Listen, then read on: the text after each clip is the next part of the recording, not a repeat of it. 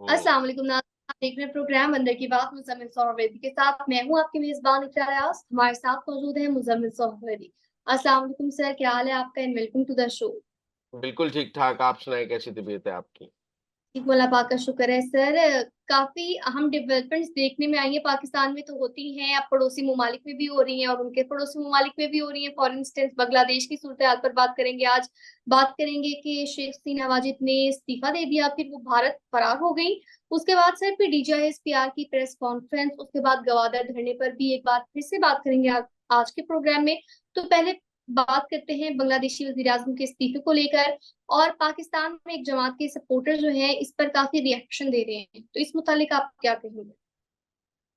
देखो, ये हमारे जो तहरीक इंसाफ के दोस्त हैं ना, ये जब श्रीलंका में हुआ था तो इनको लगा था कि जैसे श्रीलंका में 40 लाख लोग ऐवान सदर की तरफ गए और वहां का सदर भाग गया और वहां जो है हुकूमत उलट गई क्योंकि लोग ऐवान सदर की तरफ मार्च किया।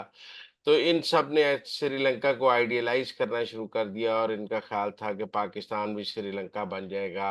और फिर इन्होंने तकरीरें शुरू कर दी, पाकिस्तान भी श्रीलंका बन जाएगा, पाकिस्तान भी श्रीलंका बन जाएगा। लेकिन हमने देखा कि पाकिस्तान में ऐसे कोई हालात नहीं थे कि पाकिस्तान श्रीलंका बन सकता। आप देख लें, बानी पीटीआई 1 साल से कैद में है। कोई श्रीलंका जैसी सूरत हाल तो पाकिस्तान में पैदा नहीं हुई। श्रीलंका जैसी सूरत हाल तो पाकिस्तान में 9 मई वाले दिन भी पैदा नहीं हुई। 9 मई वाले दिन भी कहीं 50,000 लाख लोग नहीं थे। मसला ये है कि साढ़े 500,000 लोग थे। तो इसलिए मैं ये समझता हूँ कि जो लोग पहले ये हम श्रीलंका में जब हुआ तो उसके बाद हम सुनते रहे पाकिस्तान श्रीलंका बन जाएगा, श्रीलंका बन जाएगा। भाई ट्विटर पे तो नहीं बनाना ना, श्रीलंका बनाने के लिए भाई सड़क पे आना पड़ना है। वो अब ये कह रहे हैं बांग्लादेश में जो हुआ है ना वो पाकिस्तान में भी हो जाएगा। आप देखना, यहाँ भी बांग्लादेश में भी यूं ही हो जाएगा। और हुक्मरान जैसे हसीना वाजिद भागी है वैसे हुक्मरान भाग जाएंगे। पहली बात तो ये है कि अगर हुक्मरान भाग जाएंगे तो फिर वहां आर्मी चीफ ने टेक ओवर कर लिया, अपने हजरत आसिम मुनीर साहब टेक ओवर कर लेंगे।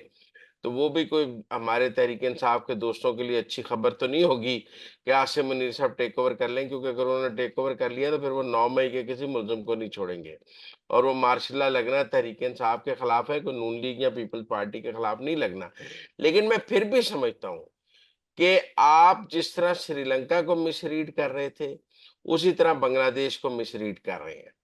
श्रीलंका में 40 लाख लोग कब निकले? तब निकले जब गाड़ी में या मोटरसाइकिल में डलवाने के लिए पेट्रोल नहीं था, बिजली नहीं थी, हॉस्पिटल में दवाइयां नहीं थी। मुल्क मुकम्मल डिफॉल्ट कर गया था। ना ना तेल था, ना बिजली थी, ना पानी था, ना दवाइयां थी। कोई हॉस्पिटल पहुंच जाता तो उसके पास दवाई नहीं थी, अव्वल हॉस्पिटल पहुंचा ही नहीं जा सकता था।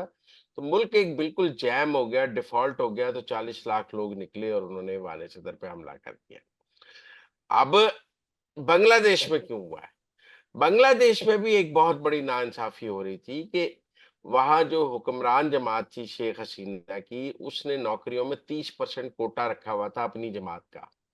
ये कह करके जी जिन लोगों ने बांग्लादेश को आजाद कराने में काम किया है उनकी औलादों को के लिए 30% का कोटा है, और वो समझते थे कि उन्होंने बांग्लादेश को आजाद कराया है।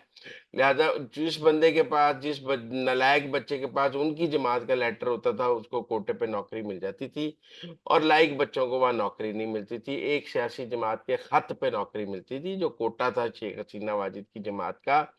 और लाइक बच्चे को ट्रांसपेरेंसी, शफाफियत नहीं थी।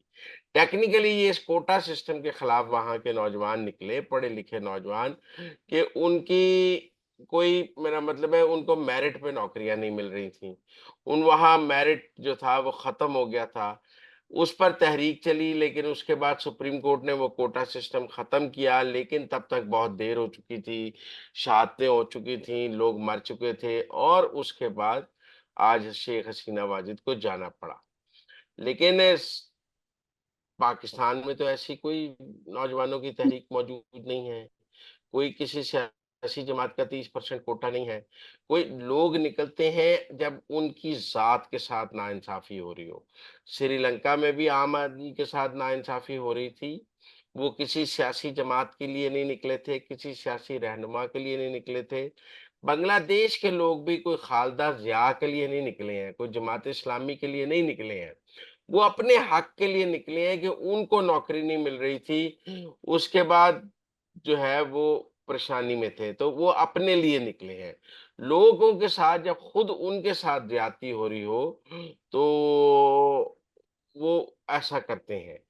पाकिस्तान में तो ऐसी कोई बात नहीं है। हमारे यहाँ तो कोई यूनिवर्सिटियों में ऐसा माहौल भी नहीं है, हमारे यहाँ सड़कों पर भी ऐसा माहौल नहीं है। हमारे यहाँ 9 मई को भी ऐसा माहौल नहीं था। लोग बहुत बात करते हैं बलूचिस्तान में, ग्वादर में भी 5-7 हज़ार, 10 हज़ार लोग बैठे हैं, कोई वहाँ लाखों लोग नहीं बैठे हैं। लिहाज़ा हर जगह मैं समझता हूँ कि ऐसा माहौल पाकिस्तान, हर दूसरी जगह को देखकर आप उसको पाकिस्तान में ना वो फ़ॉर्मूला फिट कर लिया करें। ये ख़्वाहिश ज़रूर है तहरीक इंसाफ के दोस्तों की कि पाकिस्तान जो है वो श्रीलंका बन जाए, पाकिस्तान जो है वो बांग्लादेश बन जाए, लेकिन आपको दोनों ममालिक का फ़र्क सामने रखना पड़ेगा। दोनों ममालिक के हालात का फ़र्क सामने रखना पड़ेगा। वहाँ एक 19 साल से हुकूमत थी, उसने सारी ऑपोज़िशन को क्रश कर दिया था, आमरीत थी। यहाँ तो पीटीआई की एक सूबे में हुकूमत है, यहाँ क्या ऑपोज़िशन को क्रश किया है? ऑपोज़िशन की बड़ी जमात है पीटीआई। और यहाँ क्या क्रश किया? एक लीडर तो नहीं, वहाँ तो आपने पूरी-पूरी जमातें आउट कर दी थी, पूरे-पूरे लीडर आउट कर दिए थे। तो ऐसा तो पाकिस्तान में कुछ भी नहीं है, पीटीआई की सियासत चल रही है, अदालतों से रिलीफ मिल रहा है, केपी की हुकूमत चल रही है, शवाबी में जलसा हो रहा है। बल्कि आप कहें यहाँ तो फौज को नहीं इंसाफ मिल रहा 9 मई के हवाले से। तरीके यहाँ तो पाकिस्तान का एक बहुत मजबूत इदारा इंसाफ चाहता है और उसको इंसाफ नहीं मिल रहा। तो इसलिए मैं समझता हूँ कि जो लोग बांग्लादेश का पाकिस्तान के तनाजुर में कोई उम्मीद लगाए बैठे हैं, ये साल पहले श्रीलंका के हवाले से पाकिस्तान की उम्मीद लगाए बैठे थे, इनकी उम्मीदें नाकाम हुई। ये आज बांग्लादेश की, इनकी यहाँ भी नाकाम होंगी, दोनों मुल्कों का कोई कंपैरिज़न नहीं है। हाँ, ये ज़रूर है कि तहरीक इंसाफ के जो दोस्त मुजीब को बड़ा लीडर मानते थे और वो मुजीब के बहुत हीरो करते थे, जो इमरान खान के ट्विटर अकाउंट से मुजीब की वीडियोज़ लगाई जाती थीं, वो आज बांग्लादेश में मुजीब का हाल देख लें कि उसके मुजस्मे को कैसे गिराया गया है, लोग कैसे मुजीब के खिलाफ हैं। तो जो आपका हीरो है वो तो अपनी कौम का इस वक़्त ज़ीरो बना हुआ है। तो आप अपने हीरो भी कुछ सोच समझ के चुना करें और समझा करें। कल तक मेरा मतलब है कि आप मुजीब को हीरो कह रहे थे, आज आप बांग्लादेश में मुजीब का हाल देख लें। आज तो बांग्लादेश में जी। पाकिस्तान के हक में नारे लग रहे हैं, रज़ाकारों के हक में नारे लग रहे हैं। आज तो वो कह रहे हैं कि पाकिस्तान से निकलना एक साजिश थी, हमें भारत के तसल्लुत में भेज दिया गया है। आज हसीना वाजिद इंडिया गई है, उसको इंडियन नेक्सस बाहर आया है, वहां इंडिया के खिलाफ नफरत बढ़ रही है बांग्लादेश में। तो आज तो जो 71 में भारत ने साजिश की थी, उसकी उसकी नाकामी का एक और दिन है कि वो, मेरा मतलब है कि मुजीब की औलाद जो है वो भी अपने बाप के मुल्क में नहीं रह सकती। तो इसलिए मेरे ख्याल में दोस्त बहुत गलत मुवाजना कर रहे हैं और गलत उम्मीदें लगाकर बैठे हैं। आप ट्विटर पे ये जंग जीत सकते हैं, बंगाल के नौजवानों ने सड़क पर जंग जीती है। आप टिकटॉक पर जीत सकते हैं, बंगाल के नौजवानों ने सड़क पर ये जंग जीती है।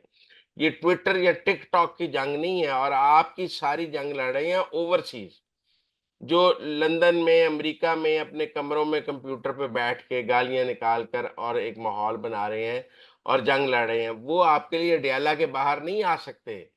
वो लंदन बैठ के स्पेस कर सकते हैं, वो अमेरिका बैठ के कुछ कर सकते हैं, लेकिन कोई ऐसा नहीं है कि वो यहाँ तो भाई इमरान खान को जेल से निकालना है, डियाला के बाहर लाखों लोग जमा करने पड़ेंगे।